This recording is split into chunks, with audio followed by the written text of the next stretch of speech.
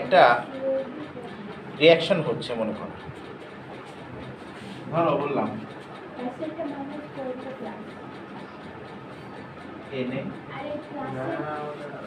Na plus Cl2, this will give 2NaCl, ঠিক আছে কিনা? আচ্ছা, এই যে রিয়াকশনটা হচ্ছে, এই রিয়াকশনটা হওয়ার কিন্তু কিছু মানে এটা যে ওয়ান স্টেপ হচ্ছে তা নয়, মাঝখানে অনেক কিছু হচ্ছে।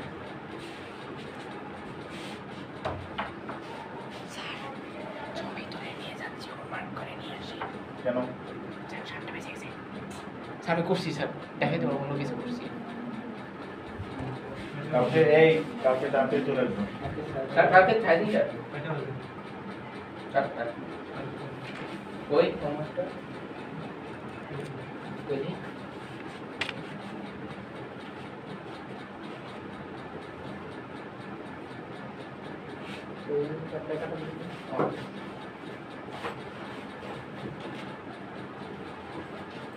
ও সারি ঠিক 4 से 5 ঘন্টা বাই 4-5 ঘন্টা আমি এসে দেখি। আমি কইছি আমি হিন্দি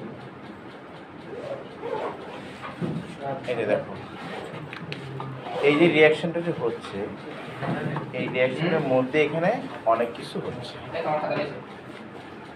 তো একটা রিয়াকশনের ভিতরে কি কি ঘটনা ঘটছে সেটাকে আমরা বলি হচ্ছে রিয়াকশন মেকানিজম। কি বলি? Reaction mechanism. যেমন ওই যে আমরা নিউক্লিওফিলিক সাবস্টিটিউশন কীভাবে হচ্ছে, কে কারে ইলেকট্রন দিচ্ছে, কে কারে বের করে দিচ্ছে, সব মেকানিজম। তো এই যে যে রিয়াকশন মেকানিজম, ও স্যার স্যার হেড নো নো এই যে রিয়াকশন মেকানিজম, তো Na আর C, তো দেখো এখানে এই রিয়াকশনের ভিতরে যে এতগুলো ঘটনা ঘটছে, তো এখন যেমন ধরো যখন কখনো কোথাও কোনো ঘটনা ঘটে, অবশ্যই যেমন ধরো আমি যদি বলি যে ধরো মেঘা দিশা ক্লাসে আসবে, তার রিয়াক্ট্যান্ট হচ্ছে মেঘা দিশা বাসায়, আর প্রোডাক্ট হচ্ছে মেঘা দিশা কোচিং। এর মাঝখানে মনে করো ঘটনা হচ্ছে রাস্তা দিয়ে যাওয়া আসা। এখন মেঘা দিশা যদি হেঁটে হেঁটে আসে তাহলে মেকানিজম হচ্ছে হাঁটাহাঁটি, তাহলে অনেক স্লো হবে। কিন্তু আমি যদি বলি যে না, মেঘা দিশাকে আমি রকেট দিলাম আসার জন্য, তো 1 সেকেন্ডে চলে আসবে, মানে থামতে পারলে হয় আর কি, এখানে যদি রকেটটা থামে। তো এইটাই, তো রেট অফ রিয়াকশন হচ্ছে ডিপেন্ড করবে যে ওই মেকানিজমের ভিতরে কারা কারা আছে তাদের উপর ডিপেন্ড করবে। এমন যদি হয় ধরো সোডিয়াম ইলেকট্রন ছেড়ে দিল তাড়াতাড়ি, তাহলে কি পরের স্টেপগুলো আরও তাড়াতাড়ি হবে, হবে না? এই যে সোডিয়াম ইলেকট্রন ছেড়ে দিচ্ছি, একটা অ্যাটম থেকে ইলেকট্রন বের হয়ে আসতেছে, এটা কিন্তু ফাস্ট প্রসেস না, এটা স্লো প্রসেস। কারণ অ্যাটম থেকে ইলেকট্রন বের হয়ে আসবে, তার জন্য তো ওই ইলেকট্রনকে এনার্জি দিতে হবে, এমনি তো বের হয়ে আসবে না, মানে এটা স্লো প্রসেস। ঠিক আছে কিনা? ক্লোরিন ক্লোরিন বন্ড ছিল, সেই বন্ডিংটা ভেঙে গেল। বন্ড ভাঙা কি মুখের কথা? এমনি এমনি ভেঙে যায় না, এটা ওকে অনেক এনার্জি ওকে দিতে হয়। তাহলে কি এটাও ফাস্ট ফাস্ট হবে না স্লো? স্লো, কারণ অনেক এনার্জি ওকে কি দিতে হচ্ছে বন্ড ভাঙার জন্য। আমার কোনো বন্ড ভেঙে গেছে, Cl, ও তো বসেই আছে যে কোন সময় আমি একটি ইলেকট্রন নেব, পাইছি ইলেকট্রন তপাস করে নিয়ে আসছে, তাহলে এটা কি ফাস্ট না স্লো?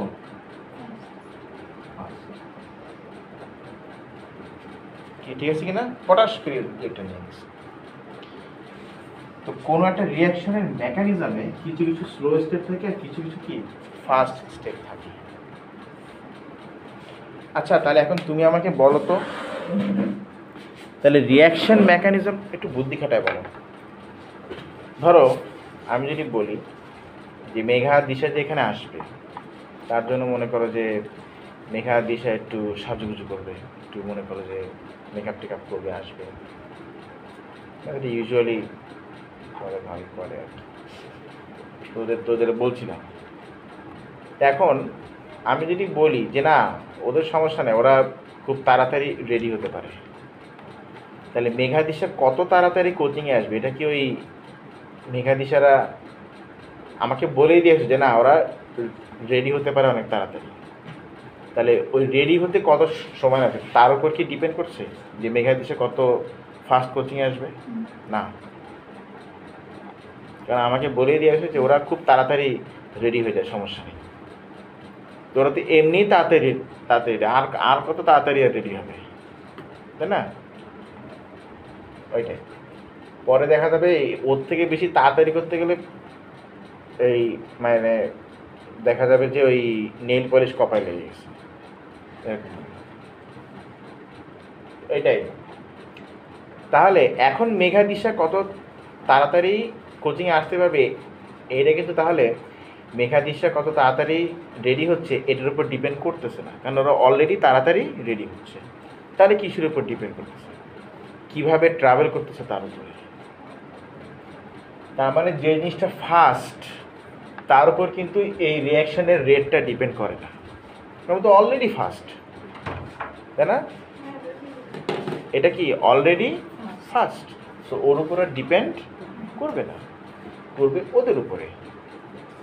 ধরো এখন যদি ব্যাপারটা এমন হতো যে না মেঘা দিশা অনেক তাড়াতাড়ি, মানে মেঘা দিশা রেডি হতে একটু টাইম নেয়, ঠিক আছে, তখন মনে করো বকাঝকা, এই তাড়াতাড়ি একটু বকাঝকা দিয়ে তারপর তাড়াতাড়ি রেডি করো, তাহলে আরও প্রসেসটা ফাস্ট হবে। কিন্তু মেঘা দিশা অলরেডি তারা তাড়াতাড়ি রেডি হচ্ছে, তাহলে এখন কোচিংয়ে আসতে কত সময় লাগবে এটা তো তাহলে মেঘা দিশার রেডি হওয়ার উপরে আর ডিপেন্ড করছে না, ওই কেসে অলরেডি ফাস্ট, তাই না? তাহলে এদের উপর ডিপেন্ড করবে। এইটাই একটা রিয়াকশনের রেট হচ্ছে ডিপেন্ড করবে কিসের উপরে? যারা স্লো স্টেপে আছে। আমি যদি স্লো স্টেপগুলোকে আরও ফাস্ট করতে পারি তাহলে রেটটা আরও ফাস্ট হয়ে যাবে। আমি যদি স্লো স্টেপকে আরও স্লো করে দিই তাহলে রেটটা আরও স্লো হয়ে যাবে, তাই না? ফার্স্ট স্টেপে কোনো চেঞ্জ করা যাবে না, যে স্টেপটা ফাস্ট সে তো অলরেডি ফাস্ট, টপাস করে হয়ে যাবে, তুমি এখানে মডিফিকেশন করার কোনো চান্সই পাবা না, ঠিক আছে কিনা? তাহলে রেট অফ রিয়াকশন ডিপেন্ড করবে কিসের উপরে? স্লো স্টেপের উপরে। দেখো, rate of reaction depends on the slower steps of the mechanism. এবার আমরা আসি অর্ডার বলতে আমরা কী বুঝাই। শোনো, অর্ডার বলতে আমরা বুঝাচ্ছি যে স্লো স্টেপসগুলোতে একটা রিয়াক্ট্যান্ট সে কতবার অ্যাপিয়ার করবে। স্লো স্টেপগুলোতে কি একটা রিয়াক্ট্যান্ট কতবার অ্যাপিয়ার করবে সেটাকেই বলে অর্ডার। দেখো, number of appearances of a reactant in slow steps.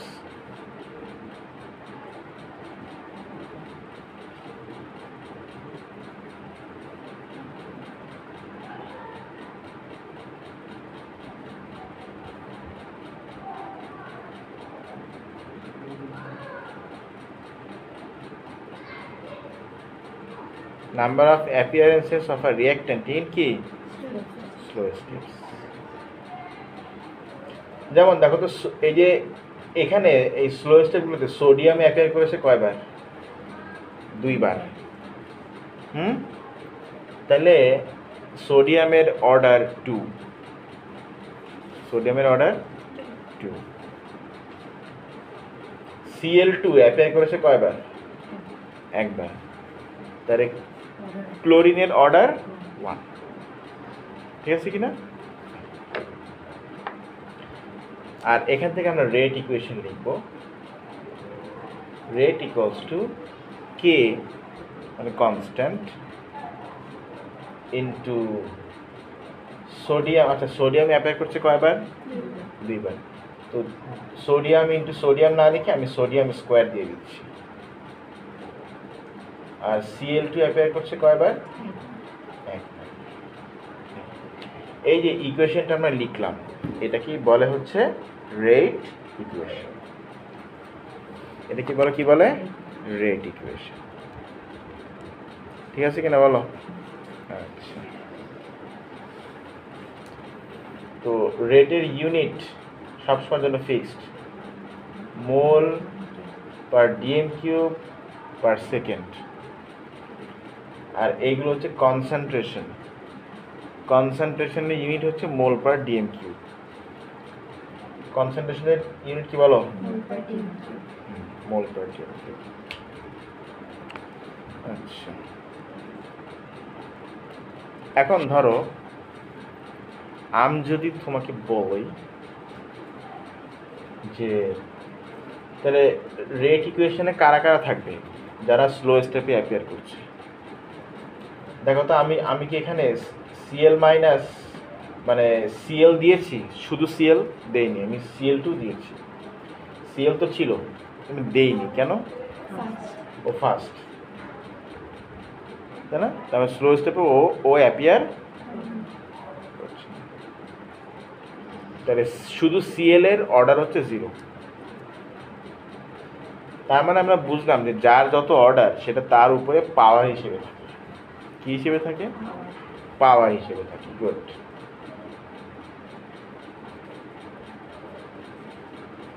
আচ্ছা, এটা কেমন? ঠিক আছে কিনা? ফাইন। এখন তুমি আসো, ধরো এবারে আমরা যেটা দেখব, আমরা যেটা সম্পর্কে জানবো সেটা হচ্ছে হাফ লাইফ। হাফ লাইফ,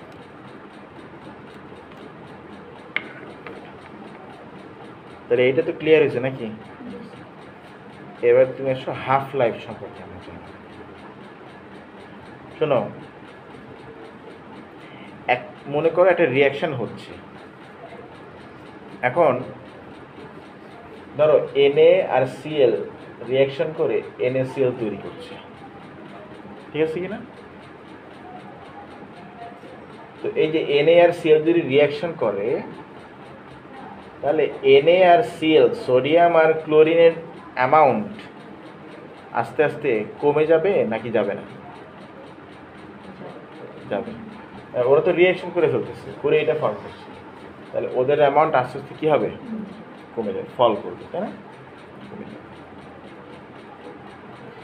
তো এই যে কমে যে যাচ্ছে, তো কমতে কমতে কমতে কমতে ওদের অ্যামাউন্ট হাফ হয়ে যাইতে যে টাইমটা লাগবে সেটা কি বলছে? Half life.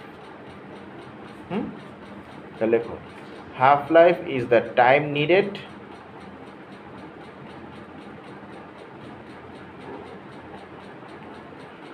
for the amount of reactant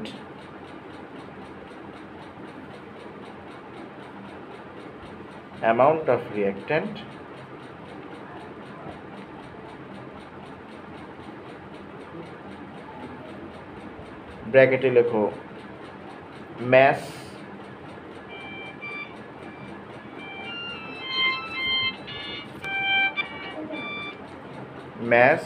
volume ছোট, mass volume or concentration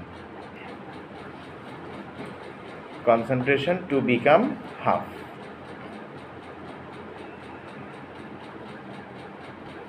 ঠিক আছে কিনা? মানে যে কনসেন্ট্রেশন দিয়ে শুরু হয়েছিল ওটার অ্যামাউন্ট হাফ হইতে যে টাইম লাগবে সেটাকে আমরা কি বলছি? Half life. ঠিক আছে না? আচ্ছা, ঠিক তো অবশ্যই আছে। ঠিক আছে, যেমন আমি তোমাকে বলি,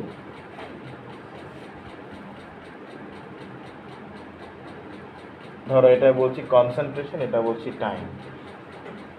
এটা 100, 50, তো টাইম ইকুয়াল টু জিরোতে কত 100, ধরো 1 2 আসতেছি আমি চাবি থাকে রাখ না এখান থেকে কেমনে যাবা ফোর দিয়ে এবার কি 3 4 5 তো টাইম ইকুয়াল টু জিরোতে 100 দেখি 50 তে কত 2 সেকেন্ড দেখি 25 এ কত ওই তো তাহলে প্রথমবার হাফ লাইফ কত 2 সেকেন্ড পরের বার হাফ লাইফ কত 1 সেকেন্ড তার মানে এখানে হাফ লাইফটা কনস্ট্যান্ট না এবার শোনো এই হাফ লাইফের ডেটা থেকেই আমরা অর্ডার বের করতে পারি মনে রাখবা যদি হাফ লাইফটা কনস্ট্যান্ট থাকে তাহলে বুঝতে হবে তুমি যে রিঅ্যাক্ট্যান্টের গ্রাফটা ড্র করছো না ওর অর্ডার 1 এটা তুমি মেমোরাইজ করতে হবে যে কোনো রিঅ্যাক্ট্যান্টের গ্রাফের হাফ লাইফ যদি সেম থাকে প্রত্যেকবার তাহলে তার অর্ডার হচ্ছে 1 যেমন আমি তোমাকে বলি ধরো ক্লোরিন টাইম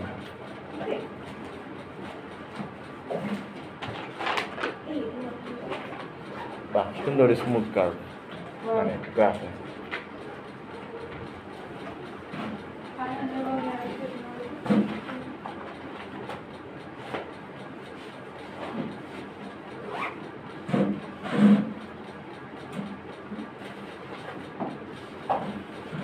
তোমরা কি করলা এতক্ষণ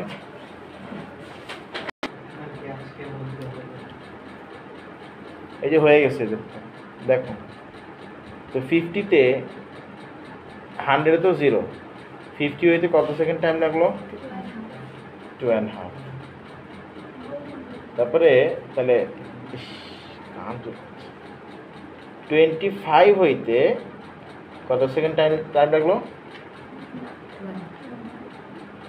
আরো 2.5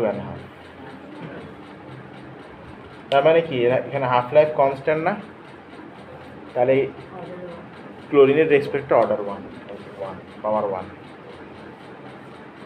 এখন এই রিয়েকশনগুলো তো সায়েন্টিস্টরা দেখতে পারে না তুমি বলতে স্যার এইগুলো তো দেখা যায় না তাহলে অর্ডার কেমন করে বের করে অর্ডার বের করে হচ্ছে ওরা এই হাফ লাইফের ডেটা কালেকশন করে বুঝছো আচ্ছা তাহলে কনসেন্ট্রেশন অর্ধেক হইতে যে টাইম লাগবে বা মোল বা অ্যামাউন্ট বা ভলিউম অর্ধেক হইতে যে টাইম লাগবে সেটাকে আমরা কি বলি হাফ লাইফ যদি হাফ লাইফ কনস্ট্যান্ট থাকে তাহলে আমরা কি বুঝবো ওটা অর্ডার 1 ঠিক আছে কিনা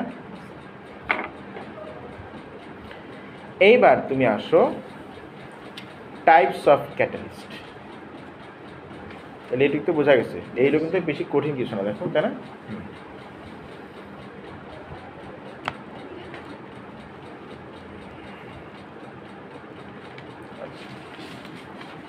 এখন একটা রিঅ্যাকশনের রেটকে চেঞ্জ করতে পারে ক্যাটালিস্ট মানে পুরো স্লো স্টেপকে ধরে আরো ফাস্ট করে দিতে পারে কি ঠিক আছে কিনা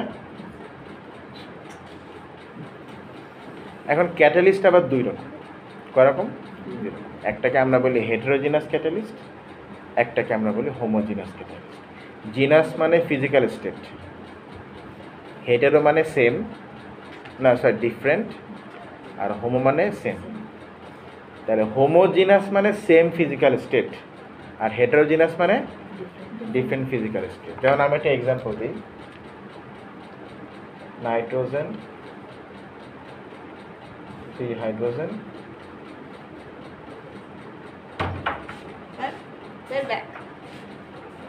দেখ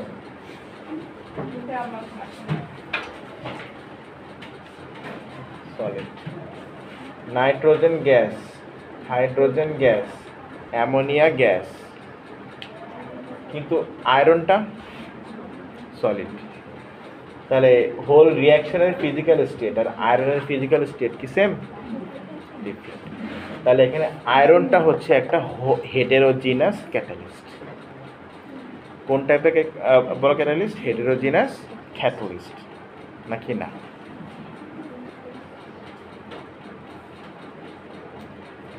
এই রুকিয়া, ওই ডাস্টারটা আমাকে ক্যাচ দাও তো,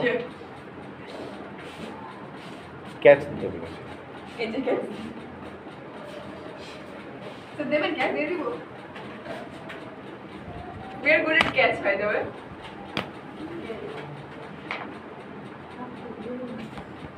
হ্যাঁ, তাহলে হেটেরোজিনাস মানে ডিফারেন্ট ফিজিক্যাল স্টেট ক্যাটালিস্ট, আর হোমোজিনাস মানে same physical state catalyst.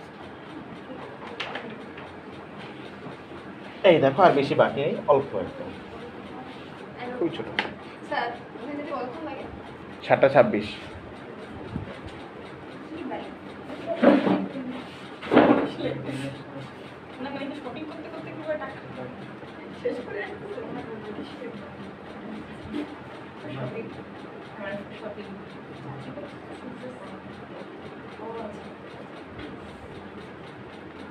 and how it is organized.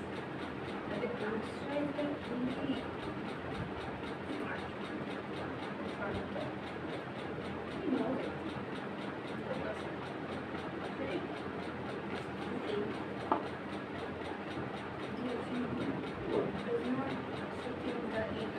দেখো তো, এটার ফিজিক্যাল স্টেট কি, সলিড না লিকুইড? আরে অ্যাকোয়াস মানে তো লিকুইড। এটা লিকুইড, অ্যাকোয়াস মানেই লিকুইড। এটা এটা সবার ফিজিক্যাল স্টেট সেম। তাহলে এখানে H2SO4 is a homogeneous catalyst.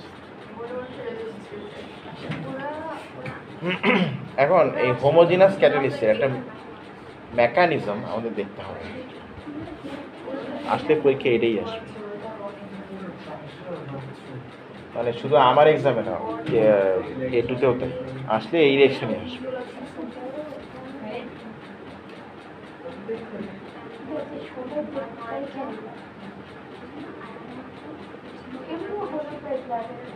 হলুদ লাইট মানুষ কেন দেবে? সোডিয়াম লাইট কেন কেন এমনি। হুম, আপনি একটা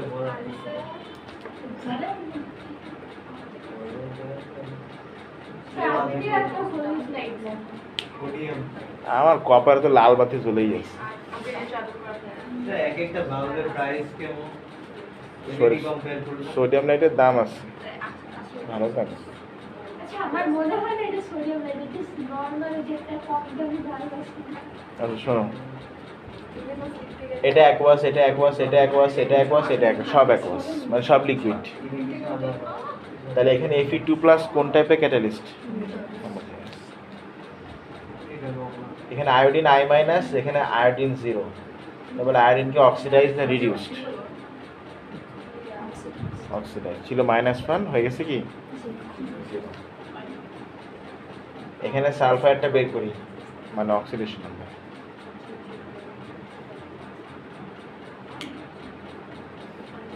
আচ্ছা, 2টা সালফার, 8টা অক্সিজেন মিলাই কত? -2। 2টা সালফার প্লাস 8টা অক্সিজেন মিলাই -2। 2টা সালফার -16 ইকুয়াল টু -2, তাহলে সালফার ইকুয়াল টু 7।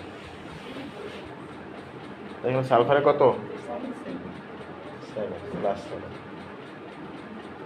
আর এখানে সালফারে হচ্ছে +6। আমি হিসাব করে করলাম না, তো বলো 7 থেকে +6 রিডিউসড।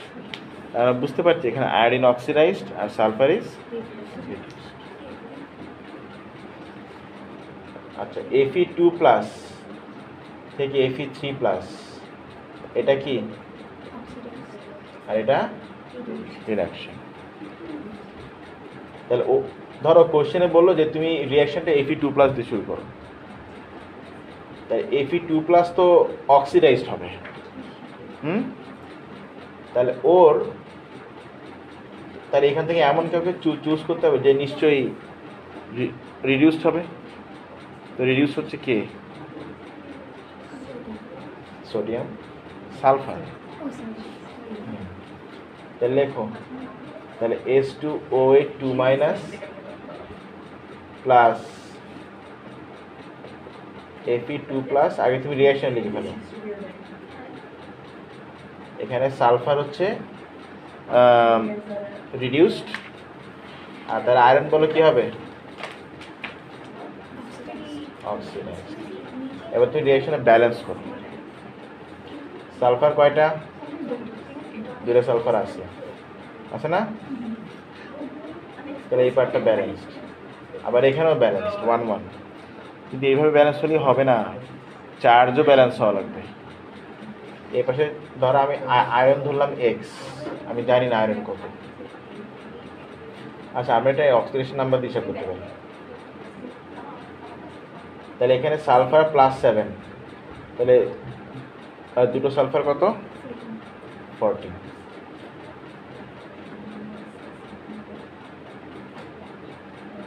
আর এখানে একটা সালফার +6, তো 2টো সালফার কত? 12। আচ্ছা, এখানে আমি লিখি, এখানে 14 প্লাস থেকে এখানে 12 প্লাস, তো বলো 2 রিডিউসড। আর এখানে তাহলে এখানে 2 রিডিউসড 1 অক্সিডাইজ। এইটা তো হইতে পারে না, 2 অক্সিডাইজ হলে 2 অক্সিডাইজ 2 রিডিউস হলে 2 অক্সিডাইজড হবে। তাহলে এখানে ইন্টু 2 করা লাগবে, তার মানে এর সাথে ইন্টু 2, এখানেও ইন্টু 2। ঠিক আছে কিনা? এই যে একটা কোয়েশ্চেন করতে গিয়ে আমরা কিন্তু এস লেভেলের রেডক্স রিঅ্যাকশন ব্যালেন্সিংও শিখে গেলাম। মানে এখানে মানে ঘোরাই ফেরে এস এর কনসেপ্ট আসতেছে। কেমিস্ট্রি একটু সমস্যা এইটাই, খালি এস এর কনসেপ্ট নিয়ে আসে, কথায় কথায় এস এর কনসেপ্ট নিয়ে আসে। তাহলে আয়রন তো এখানে অক্সিডাইজড হলো।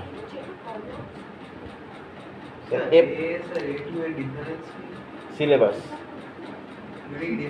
অনেকে আছে না এইটা একবারে আচ্ছা, হ্যাঁ এটা কিন্তু ভালো কম্বিনেশন রাজ, ফিজিক্স ম্যাথ আর কম্পিউটার সায়েন্স, এটা ভালো কম্বিনেশন, লাইক ইট। আচ্ছা, এখন এই Fe3 প্লাস, তো এরপর আয়রন 3 প্লাস, তাহলে এইটার তো কাহিনী হয়ে গেল, মানে এইটা তো কাহিনী শেষ, বাকি আছে আয়োডিনের কাহিনী। এবার আয়রন 3 প্লাস, আচ্ছা আয়োডিন তো অক্সিডাইজড, তো আয়রন 2 প্লাস থেকে 3 প্লাস অক্সিডেশন, তাহলে 3 প্লাস থেকে 2 প্লাস রিডিউসড। তাহলে এখন এইটা রিডিউসড হবে, রিডিউসড হওয়ার সময় সে আয়োডিনকে অক্সিডাইজ করবে। কী করবে?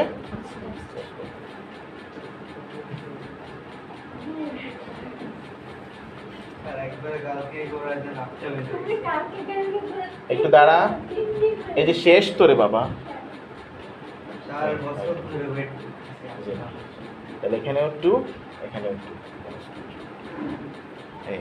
তাহলে এইটা হয়ে কি হলো? এইটা হয়ে দেখো রিঅ্যাকশনটা খুব দ্রুত হয়ে গেল, কারণ দেখো এটা নেগেটিভ আয়ন ওদের মধ্যে কিন্তু কলিশন হবে না, রিপেল করবে, সো রিঅ্যাকশন কিন্তু হবে না। আয়রন তো পজিটিভ, ও এসে কী করলো? ওরেও অ্যাট্রাক্ট করলো, করে তাড়াতাড়ি রিঅ্যাকশনটা করে দিল।